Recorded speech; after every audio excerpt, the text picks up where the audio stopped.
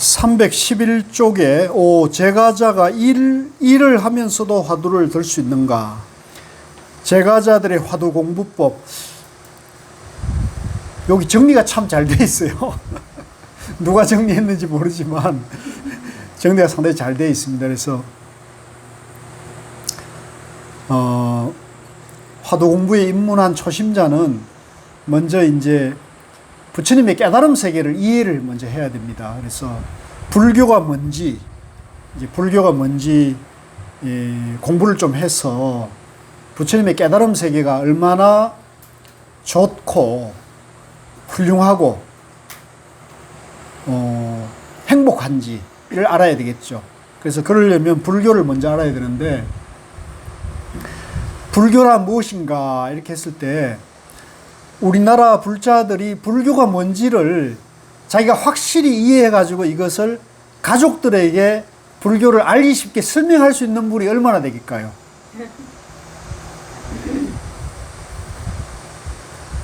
얼마나 될 것 같아요? 네. 많지 않거든요. 저번에도 제가 말씀드렸다시피 저 목포에 이번에 수련대회를 봉화 금봉암으로 온 그 거사가 이제 가까운 큰 절에 2시간 운전해가지고 불교를 좀 힘들었겠죠. 본인도 좀 힘들어서 불교를 공부하면서 불교로부터 좀 위로를 얻고자 큰 절에 2시간을 운전해가지고 불교대학을 등록해가지고 갔는데, 그 절에 강의하러 오는 분이 아무런 준비도 안 해와가지고 와서 횡설수설하고 가버리더라는 거예요. 또 정작 불교 얘기를 할 때는 너무 어려운 말을 하니까 무슨 말인지 못 알아듣겠고, 그러면서 그 한 학기 동안 불교대학을 자기가 아무 소용이 없고 오히려 불교는 어렵구나 이런 결론을 내렸다고 그러는데, 그래도 그분이 참 복이 있어서 그런지 운이 있어서 그런지 수련대회를 오셨더라고요. 그 먼 곳에서 봉화까지 오셨는데, 그래서 그분이 이제 처음에는 3박 4일 일주 중에 2박 3일만 자기 있다가 가겠다고 이제 쉽게 말하면 간을 봤죠. 내가 이게 좀 재미없으면 중간에 도망가리라고. 그죠? 옳게 하니. 근데 있어 보니까 할만하니까 좋아서 그런지 자기 끝까지 남겠다고 그러더니 마칠 때쯤 되니까 하루 더 있다 가겠다고 그래가지고. 그래서 나는 무슨 일로 저러나 싶었는데 나중에 들어보니까 이제 출가를 상담을 했더라고요. 출가를 상담해가지고 이제 그 중산 스님께서 몇 군데 추천을 했어요. 그래서 이제 석종사 해국 스님인데나 해인사 백년암이나 이제 그 다음에 대전에 이제 이제 좀 상당히 괜찮은 스님이 개인 이제 절이어가지고 이제 석종사나 백년암 같은 큰 절이잖아요. 그러니까 자기가 나이가 많으니까 49이라고 그러더라고요. 나이가 많으니까 좀 조용한 절이 좋겠다 그래가지고 대전에, 그래서 내가 연락을 하니까 자기 지금 집 정리하고 집 정리해서 출가 준비하고 있다, 집 정리하고 있다 그러더라고요. 그래서 축하한다 그러고 이제 그랬는데, 지난번 수련 때 가니까 이제 스님께 그 대전에 어떤 그 출가한 절에 가서 일주일 동안 3,000배, 매일 3,000배를 일주일 동안 하면서 이제 신심과 발심을 한번 다져보라고 그랬던가 봐요. 그러니까 주의 스님이 그렇게 이제 자네가 출가를 하려면 확고한 마음이 있어야 되니까 이 생도 출가도 이게 쉬운 게 아니다. 만만치 않잖아요. 그러니까 이제 3,000배를 일주일 동안 하라고 그러는데, 그 뒷얘기, 그래 3,000배 하고 있다는 얘기는 들었는데 그 뒷얘기는 내가 아직 못 들었는데 저도 몹시 궁금해요. 궁금한데, 그러니까 이제 지금 중요한 거는 이제 한국 불교가 지금 어려움에 처한 것이, 저는 불교가 무엇인지에 대해서 잘 모르고 있다는 것이 이제 저는 진단이 그렇게 되고 있고요. 이제 고우 스님도 늘 그런 말씀을 하셨고, 성철 스님도 이제 그런 법문을 많이 하셨어요. 불교가 뭔지를 정확하게 알아야 된다는. 근데 이제 지금 우리나라에서 불교 공부하기가 참 어려워요. 근데 제가 늘 말씀드리지만 지금 우리나라는 한문으로 그동안 불교를 접해왔잖아요. 그래서 우리에게 지금 불교를 강의하는 그 스님들이나 그 대개 스님들이나 이런 분들 전부 한문으로 불교를 거의 배웠어요.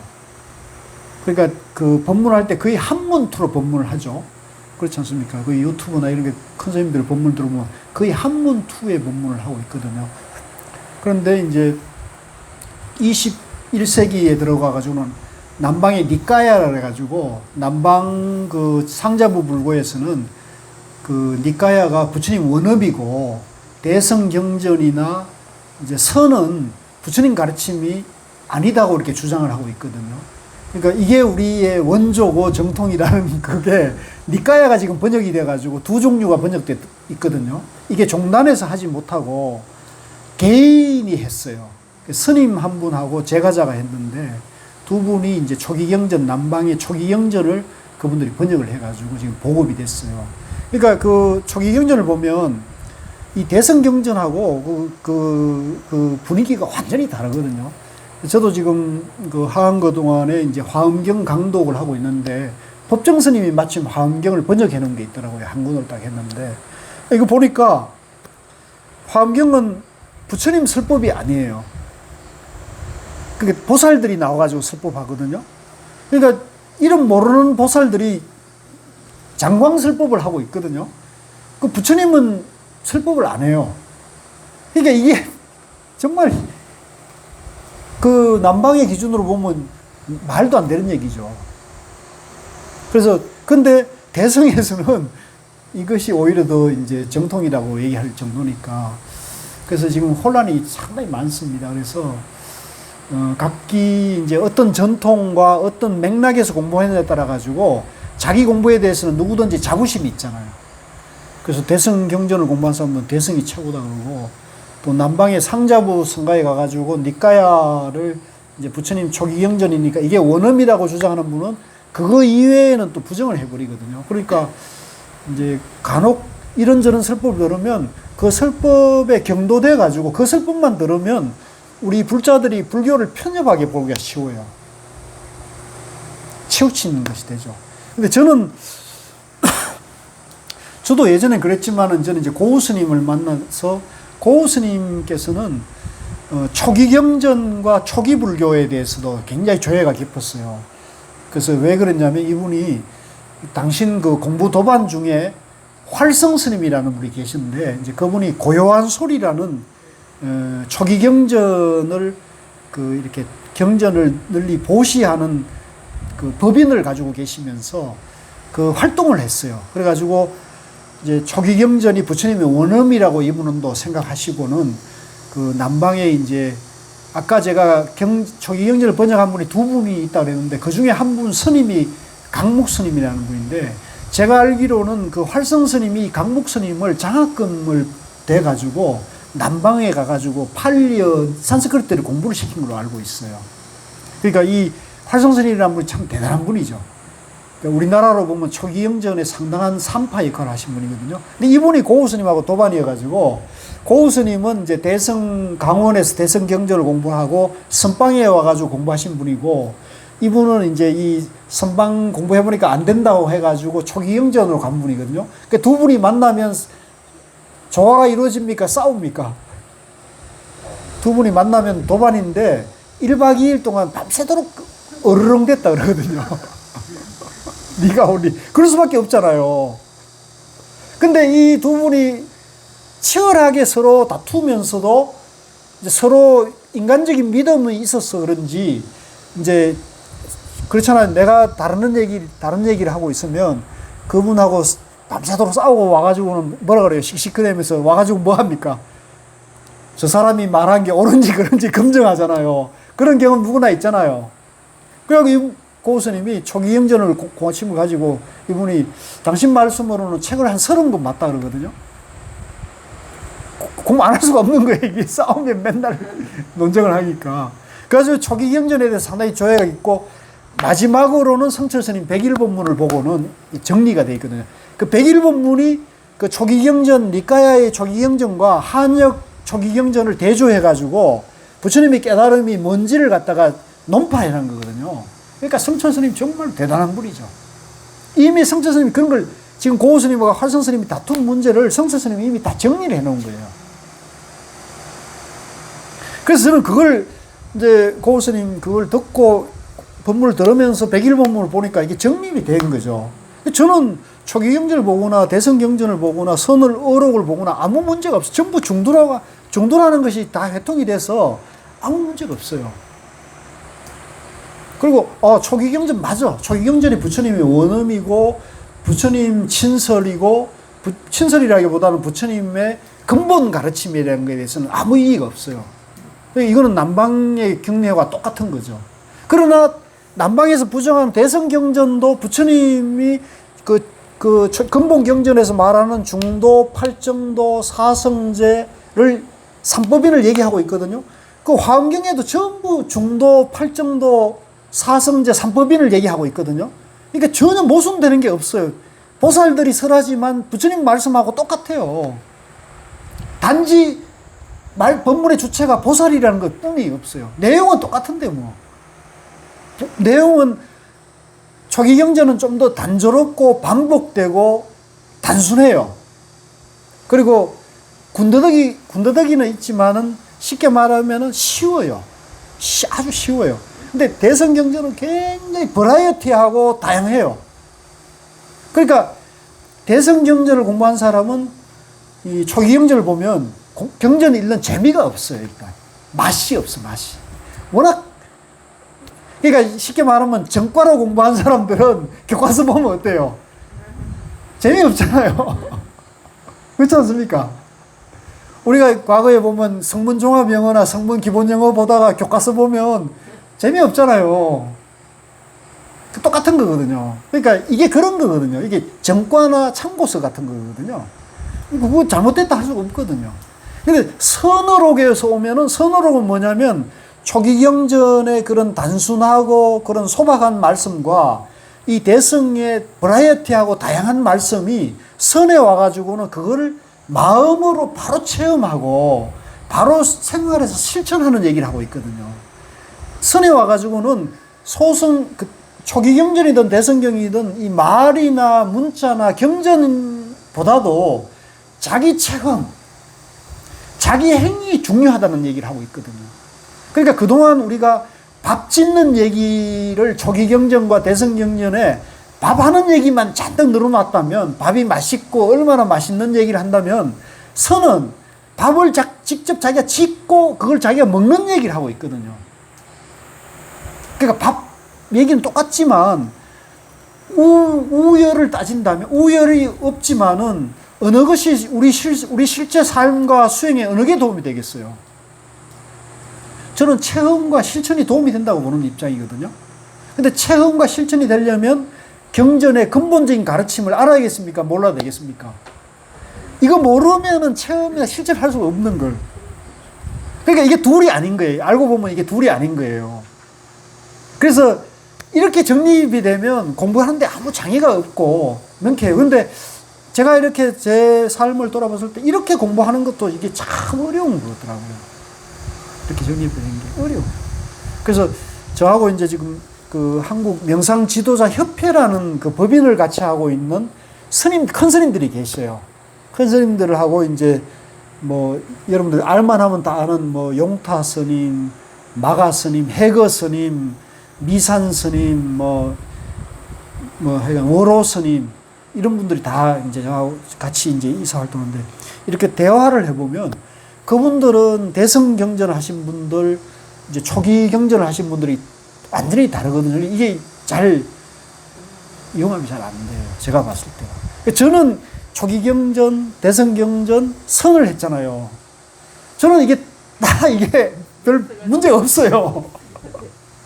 근데 말씀하신 거 보면 제가 봤을 때는 굉장히 벽이 느껴지거든요.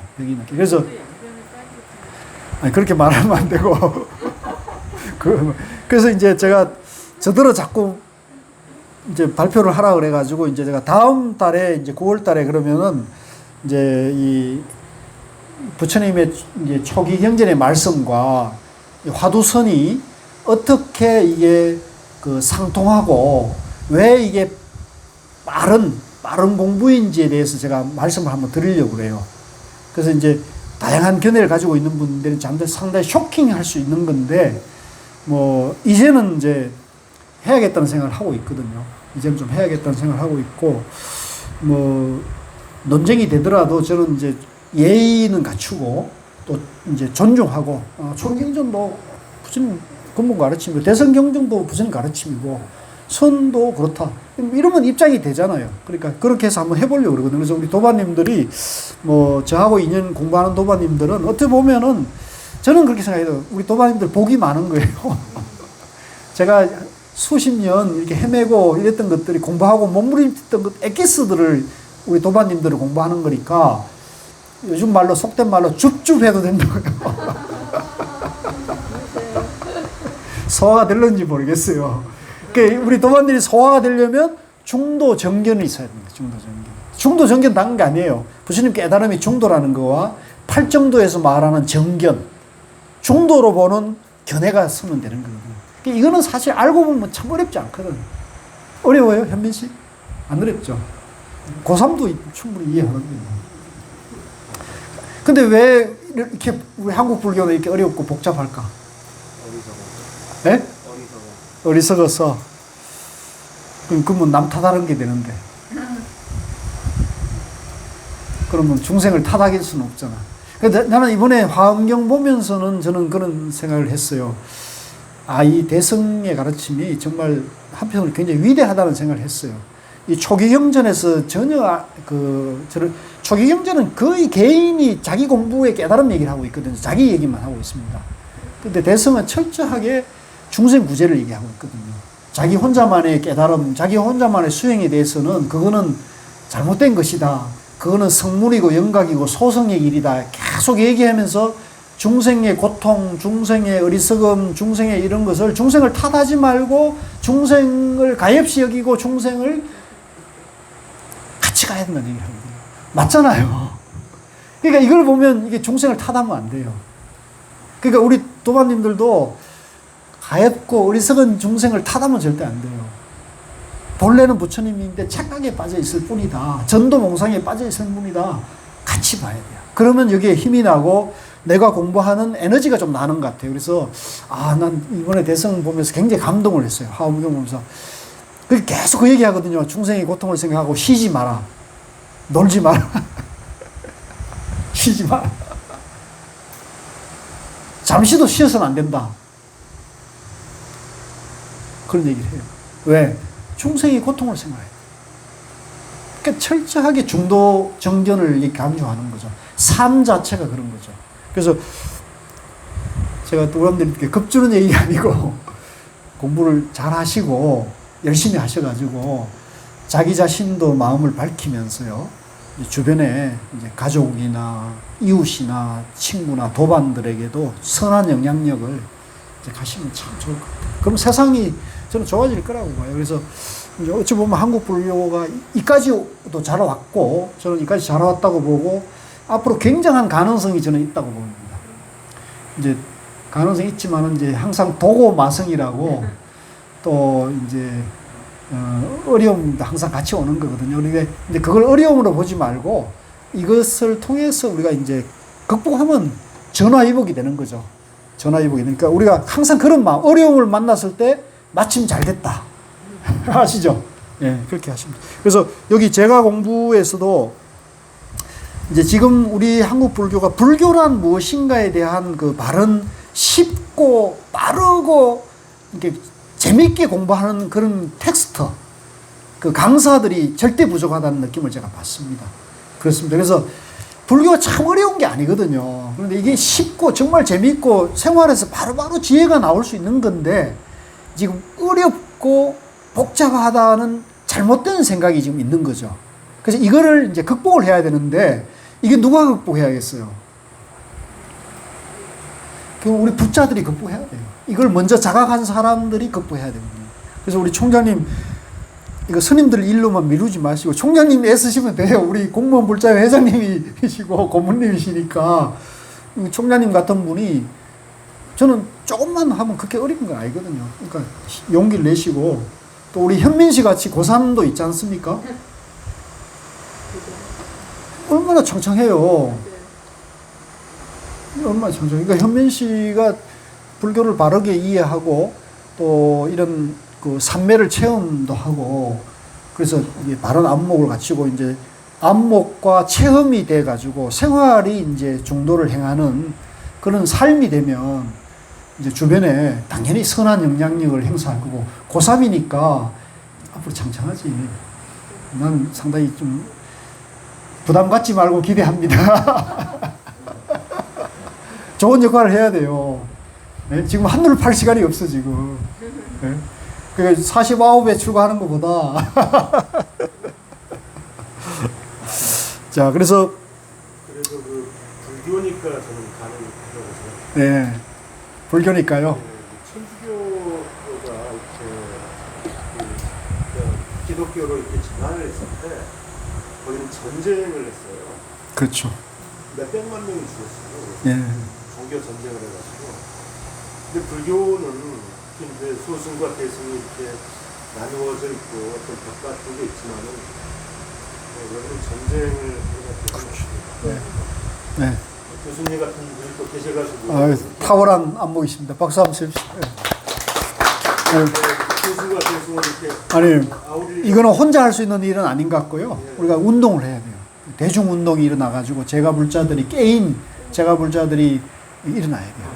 그러니까 대승불교가 그렇게 일어난 거거든요. 그래서 저는 지금 한국 불교뿐만 아니라 세계 불교가 패러다임적인 전환이 가능하다고 저는 보는 입장이에요. 제가 이 성철스님 101본문을 보면서 세계 불교를 돌아보고 제가 그 위파사나 센터, 명상센터를 세계 중요한 데를 다 가봤는데 이 한국 관아선처럼 중도 정경과 이거를 바로 가는 그런 데는 없어요. 그래서 이거를 그분들이 알면 저는 얼마든지 찾아온다고 보거든요. 그분들도 많이 헤매다가 지금 나름대로 남방에 가서 그런 또 달라이라마 법문을 듣고 그런 분들이 이제 자기 마음을 많이 밝히는데 우리 한국 관아선에 이런 숨어있는 보물이 있다는 걸 알면 저는 찾아오리라고 보거든요. 그래서 그거를 이제 우리가 준비를 해야 돼요.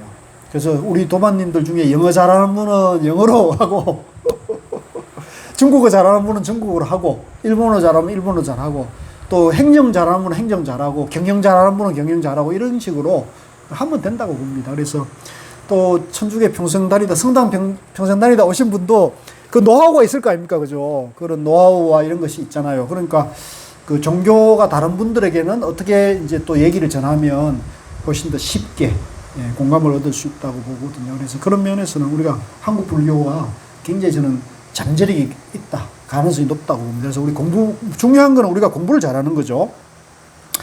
그래서 이제 여기 제가자들의 화두 공부는 일단은 중도, 부처님 깨달음 세계인 불교를 바로 공부해서 바른 안목을 갖추는 거죠. 핵심은 중도와 팔정도, 사성제, 삼법인을 정확하게 아는 게 중요해요. 이제 연기, 이런 거를, 교리를 확실하게 이해해서 이제 생멸 연기가 아니고 중도 연기라는 거. 그러면은 이제 중도에 대한 정견만 쓰면은요, 이 화두는 그걸 바로 체험하는 거거든요. 화두는 다른 어떤 군더더기나 중간을 용납하지 않고 화두라는 걸 통해서 바로 화두가 또렷또렷하면은 망상, 잡념이 사라져가지고 적적이 되잖아요. 그래서 성성적적. 위파사나 사마타가 동시에 되기 때문에 화두만 딱 들면은 모든 것이 딱 정리가 되는 거죠. 정말로 위대한 탁월한 공부 방법이에요.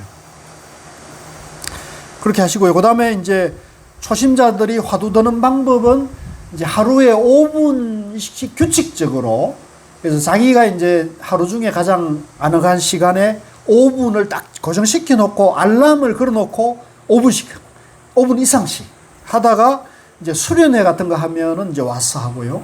또 일주일에 한 번 정도는 이런 데 와서 이제 경전과 어록, 그 다음에 이제 실참 같은 거를 조금 하는 게 좋습니다. 집에서 혼자 하기보다는 이제 아무래도 절에 와가지고 또 선원에서 또 우리 선원장 스님 같은 분하고 같이 하면은 공부에 힘이 생기죠.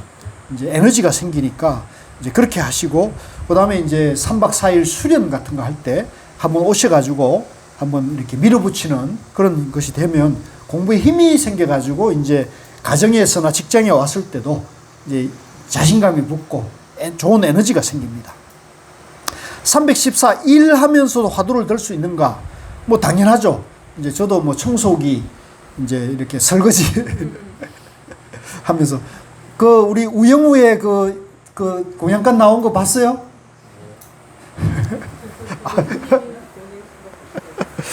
저는 우영우 제가 요즘 그 재미가 봐가지고 보는데 우영우를 보는데 저 어디서 공양간이 나오는데 저 어디서 많이 보는 곳인데 그래가지고 딱 돌리는 순간에 보니까 종각이 나오는 거예요. 종각이. 그래가지고 공양간이 종각이 바로 붙어 있는 거는 한국사밖에 없어요. 제가 지금까지 잘 못 봤어요. 제가 우리나라 절을 거의 많이 가봤거든요. 본산 다 가봤는데 종각이 보통은 좀 떨어져 있잖아요. 공양간하고 딱 붙어 있는 거예요. 그러니까 공양간 옆에 바로 종각이 딱 한국사다 해가지고 아침에 카톡으로 사무장님인데 혹시 우영우에 나온 그 공양간이 한국사냐고 그랬더니 맞다고 그러면서 동영상을 보내놨더라고요. 그래서 재밌게 봤어요. 그리고 제가 아는 절에 보니까 반갑대요. 그래서 이제 이 일하면서 뭐 얼마든지 이제 출근하고 퇴근하고 하면서 그런데 아까도 제가 말씀드릴 때 업무 회의나 업무를 볼 때는 자기 본분에 충실해야 돼요. 네, 업무를 볼 때는 업무에 충실하고 그 다음에 조금 여유를 가질 때 이제 화두 오고 갈 때 이제 화두 이제 그렇게 하셔야 된다. 자, 그 다음에 317 제6장 화두 참구와 삼매의 단계 이제 이런 게 우리가 공부할 때 굉장히 재미가 있고 도움이 되거든요. 1. 화두 참구와 성성적적. 이제 이게 무슨 말이 모를 때는 참 이게 어렵고 혼란스럽지만은 이 성성적적이란 말이 중도라는 말이거든요. 중도라는 말. 이 중도를 성성적적이라 해놓으니까 우리가 헷갈리는 거예요. 근데 가사 예를 들면 부처님의 깨달음 세계가 중도라는 걸 이해한 사람은 이해가 됐잖아요. 부처님의 깨달음이 중도고, 알고 보니까 나나 이 우주 만물의 존재의 원리가 중도라는 게 이해된 사람은 화두 참선이 중도를 체험하는 것이라는 것이 정립이 되잖아요. 그러면 부처님이 깨달은 중도와 화두가 둘이 아니고 바로 하나가 되고 화두는 바로 부처님의 깨달음을 바로 체험에 들어가는 거니까 이거는 말이 필요 없고 화두 하나로 체험에 들어가니까 이게 빠른 거죠. 다른 데서는 교리나 경전을 수십 년을 공부를 해야 되는데 예를 들면 티베트 같은 경우는 거기 교학 체계가 막 12년 이렇다 그러거든요. 그러니까 경전에 막 통달하고 해박한 거예요.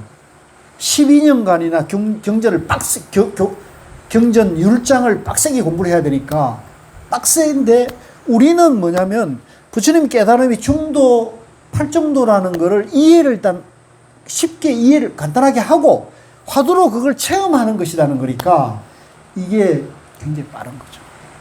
굉장히 표현이 빠른 거죠. 그런데 이제 이걸 하려면 화두를 하려면 뭐가 돼야 되냐면 중도를 이해해서 정견을 써야 되는 거죠.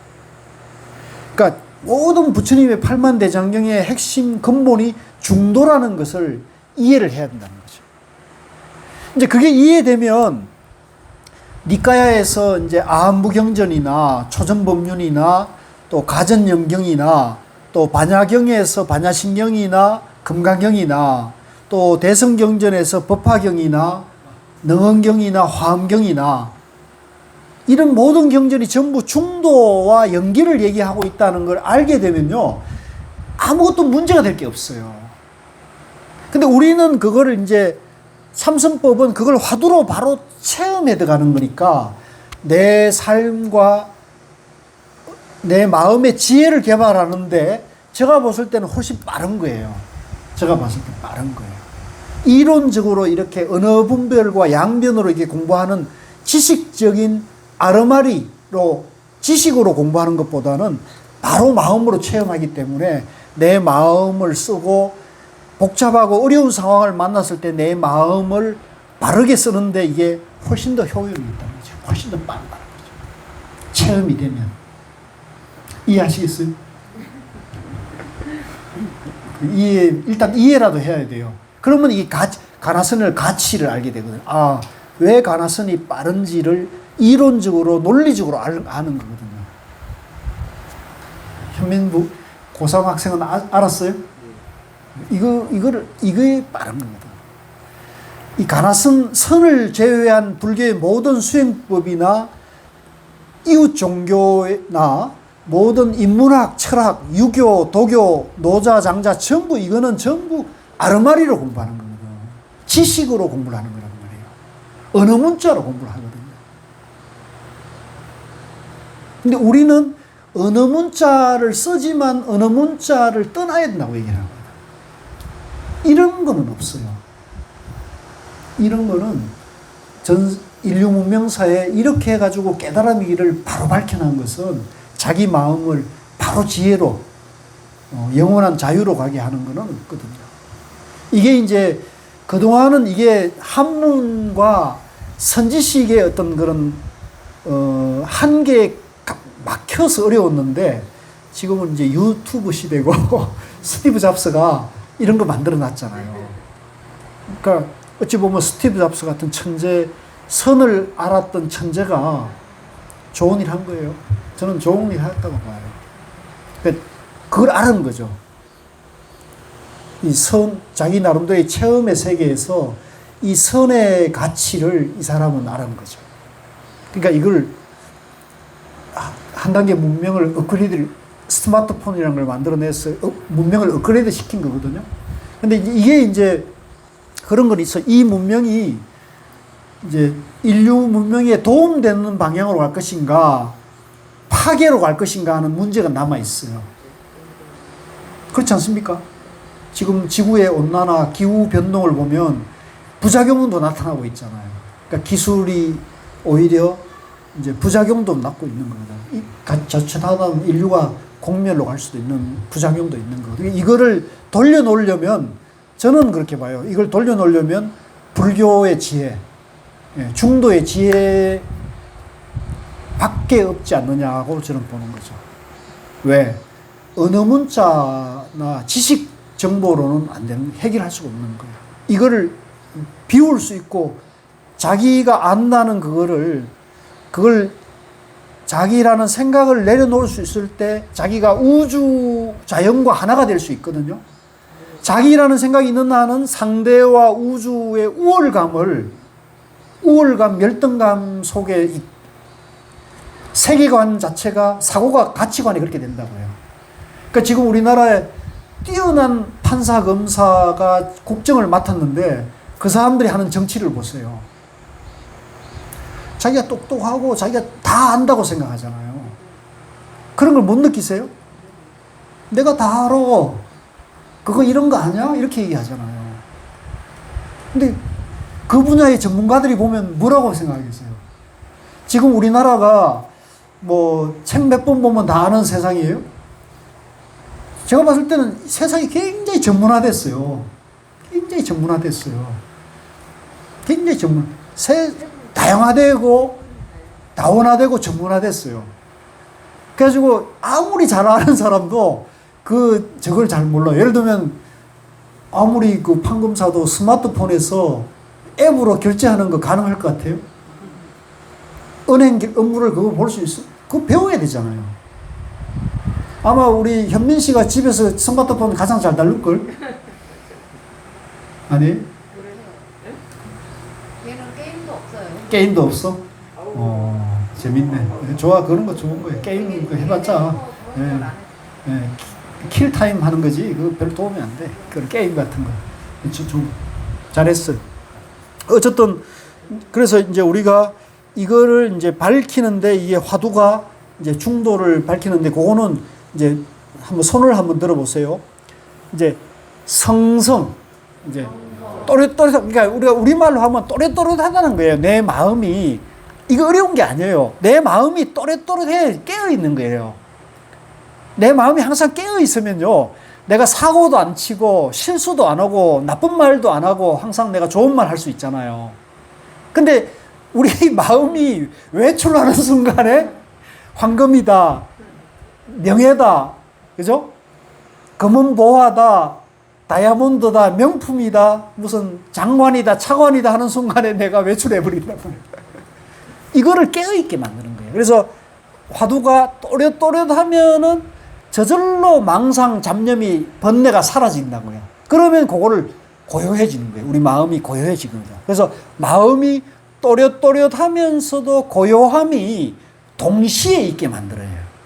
그거를 이제 전문적인 용어로 같이 해봅시다. 성성적적.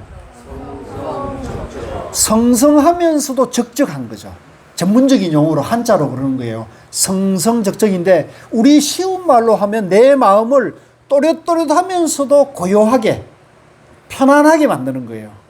그래서 편안하고 고요하면서 또렷또렷하게 또렷또렷하면서 고요하게를 1시간 처음에 이제 1분, 3분, 5분, 1시간, 2시간 이렇게 해서 쭉 지속시키는 거죠. 부처님은 이게 하루 24시간 365일 항상 부처님이나 깨달은 분은 항상 그런 마음으로 사는 거예요. 그러니까 절대 실수하거나 나쁜 말을 하거나 화를 낼 일이 없는 거죠. 부처님 마음에서는. 또릿또릿하고 고요한데 분별심을 항상 여의고 있는데 짜증이 어떻게 나면 욕하며 화가 날 일이 없잖아요. 화가 아예 안 일어나는 거죠. 부처님이나 도인은. 근데 우리는 우리 항상 우리 마음에 나다 너다 있다 없다 선이다 악이다 좋다 나쁘다는 마음이 계속 생멸하고 있으니까 우리 마음이 이게 고요할 수 없고 시끄럽고 복잡하다고요. 그래서 우리 마음은 이제 시끄러운 사람들은 우리 마음이 항상 성성만 있는 거예요. 또릿또릿함만 있는 거예요. 또릿또릿함만 있고 이 사람에게는 고요함이 없는 거예요.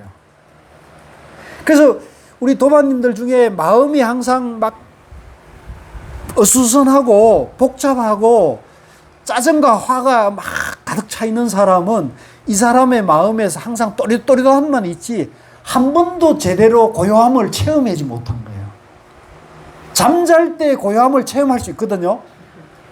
그렇잖아요. 시끄러운 사람이 잠잘 때는 누구든지 고요함을 체험하는데 이 시끄러움만을 아는 사람은요 잠이 제대로 안 와요. 이게 발달해 있기 때문에 잠이 잘 안 온 거예요. 그래서 요즘 불면증 환자들이 많잖아요. 잠 제대로 못 자는 사람 많죠. 이것만 발달해 있는 거예요. 또렷또렷함만 발달이 돼 있는 거예요.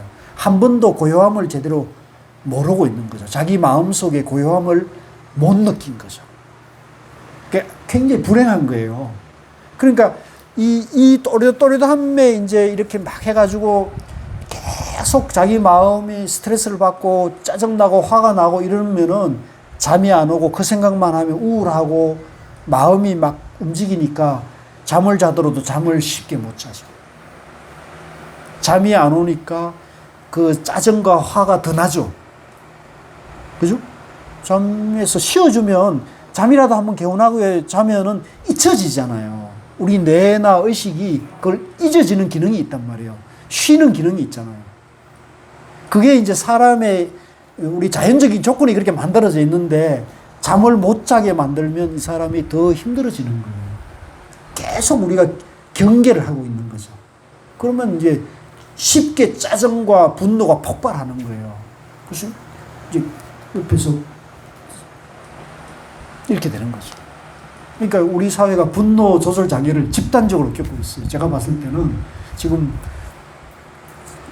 사회 병리적인 그런 우리 한국 사회 자체가 물론 전 세계가 저는 다 그렇다고 보지만 특히 한국 사회가 약간 그런 게 좀 심한 상황에 맞떨어진 것 같아요. 그래서 제가 아까 이런 어려운 일을 닥친 게 잘 됐다 그랬습니까? 못 됐다 그랬습니까? 잘 됐다. 잘 된 거예요. 일어날 일이 능히 일어나고 있는 거예요. 일어날 일이 능히 일어나는 거예요. 그러니까 이걸 부정적으로 볼 필요 없어요. 이걸 부정적으로 볼 필요 이건 자연스러운 것이라고 봐야 되는 거예요. 자연스러운 거예요. 그래서 이걸 자연스럽게 보고 여기서 이제 내가 지혜롭게 행복하려면 어떻게 해야 되느냐. 이제 중도를 밝히면서 내 마음을 이제 또렷또렷하면서 고요하면서도 또렷또렷하면 체험하면 잠도 잘 잘 수 있고 좀 짜증과 스트레스로부터 자기를 지킬 수가 있어요. 그러니까 남이 짜증내고 화나 화살을 욕을 나인데 쏘더라도 내가 그거를 보면서 그걸 피해버리면 되거든요. 피해버리면 안 맞으면 되잖아요. 그러니까 안 맞는 게 뭐냐면 고요함이에요. 고요함. 분별 망상을 없애버리는 거죠. 누가 나를 욕한다, 믿게 한다, 짜증난다는 그 생각을 비워버리는 게 고요함이에요. 고요함. 그러면 이 고요함을 만들려면 어떻게 되냐. 화두는 이 고요함을 화두 한 생각을 딱 들어서 모든 망상 잡념을 없애버리는 거거든요. 그러니까 또렷또렷하면은 고요해지는 거죠. 이해하시겠죠? 요게 원리가 그렇게 돼 있기 때문에 우리 도반님들이 요 원리를 잘 이해해서 요 원리를 생활 속에서 써먹으면 효험이 나겠죠. 네. 오늘은 여기까지 하겠습니다. 예, 수고하셨습니다. 예, 혹시 질문이 있으시면 질문하셔도 좋습니다. 예, 예. 들어보면 대강관이라고 해서 예. 밖으로 나가는 시선을 자기 안쪽으로 돌린다는 말이 있는데 예. 관하고 창조한다고 예. 대강관하고 그 차이가 있는지 그게 이제 그 초기 선에도 보면 회광반조 공부가 나와요. 초기에는 화두라는 게 개발이 안 됐었어요. 그래서 이제 그 문답 가운데 깨치는데, 이제 문답 가운데 못 깨친 사람은 이제 자기 마음을 이렇게 비추어 봐가지고 자기 마음에서 망상 잡념을 없애게 하는 방법으로 회광반조라는 공부 방법이 있어요. 근데 그 회광반조라는 공부 방법을 저는 어떻게 보느냐면 일종의 위파사나적 방법이라고 보는 편이에요. 그러니까 근데 이제 지금 남방에서 말하는 위파사나하고 좀 다르게 보는 건 뭐냐면, 이 남방에서 말하는 위파사나는 뭐냐면 내가 있고 내가 그 대상이 있다고 보거든요. 그래서 내라는 주관이 대상을 봐서 그게 이제 호흡을 관하는 방법도 있고요. 인중에 이제 코끝에 가지고 여기 집중력을 개발하는 방법이 이제 사마타라는 공부 방법이고, 위파사나라는 공부 방법은 뭐냐면 내가 알아차리는 그 기능으로 내 마음으로 대상이 있잖아요. 그래서 예를 들면 내가 걷는데 오른발 왼발 오른발 왼발, 또는 저기 총장님이 있다, 저기 집사람이 있다 라고 자기 마음속에 뭐가 떠오르잖아요. 떠오르면 그 떠오르는 거를 분석해서 이것도 고고 무상이고 무아야 라고 하면 이게 사라지잖아요. 분석을 하는 거죠. 그래서 이걸 낱낱이 일어나는 모든 개념, 생각, 이런 거 대상을 다 분석해서 해체시켜가는 게 위파사나 관법이에요. 위파사나 사마타라는 공부 방법이거든요. 그런데 여기에는 주관과 객관이 있잖아요. 근데 회광반조는 매미 소리가 들립니다. 그 듣고 있는 매미 소리는 듣고 있는 그놈이 누구냐? 아무것도 없습니다. 그 아무것도 없다는 그놈을 돌이켜보라 이렇게 얘기하거든요. 그러니까 그거는 회광반조는 위파사나적 방법을 쓰는데 위파사나보다는 직관으로 바로 들어가게 하는 거죠. 자기가 무아공을 바로 돌이켜보라고 하는 방법이니까 위파사나적 방법이지만 위파사나보다는 조금 깊이 가는 방법이라고 볼 수 있습니다. 예. 가능한 사람들인데 예. 그렇게 하는 좀 이렇게 맞아서 잡히는데 좀 그렇게 하는 게 어떨까? 아니면 그냥 그거 하지 말고 그냥 정도전기를 세워서 나중에 가도가 될 때 가도를 하는 게 맞는지. 이제 우리 조사 선지식들은 이제 한결같이 화두가 빠르다고 얘기하는 거죠. 근데 이제 제 입장, 저는 이제 조사 선지식의 위치가 아직 안 됐으니까 제가 제 이제 미약한 공부의 입장에서 보면 이제 그런 방법이 효험이 있을 때는 그런 방법대로 하세요. 하되 그것보다는 화두가 빠르다는 것은 알고 있으면 좋죠. 그래서 일단은 그런 방법을 익히고, 그죠? 그런 방법을 해가지고 마음을 이제 좀 평화로운 마음을 개발하는 건, 참선하는 마음을 개발하는 거는 저는 좋다고 봅니다. 뭐 위파사나도 마찬가지입니다. 내가 아직 가나선이나 화두하는 법을 모를 따에는 위파사나도 좋은 공부 방법이거든요. 자비명상도 좋은 공부 방법이죠. 좋은 공부 방법인데, 이제 요 자비명상이나 이빠사나 또는 회광반조보다 화두라는 방법은 좀 빠르다더라, 직방으로 간다더라는 알고 있을 필요가 있죠. 그러면서 이제 그런 법문이나 그런 공부에 대한 그걸 계속 하다가 어느 순간에 내가 이 중도 정경과 가나선이 왜 빠른지에 대해서 자기가 세계관과 가치관이 딱 정립이 될 수 있잖아요. 믿음이 딱 신념이 잡힐 때 있죠. 그러면 화두가 빠를 수 있죠. 아시겠죠? 예, 그렇게 하시면 될 것 같아요. 예. 자, 오늘도 공부하시느라 수고 많으셨습니다. 이제 2분 남았습니다. 다음 주하고 다음 주. 예, 우리가 열공합시다. 수고하셨습니다.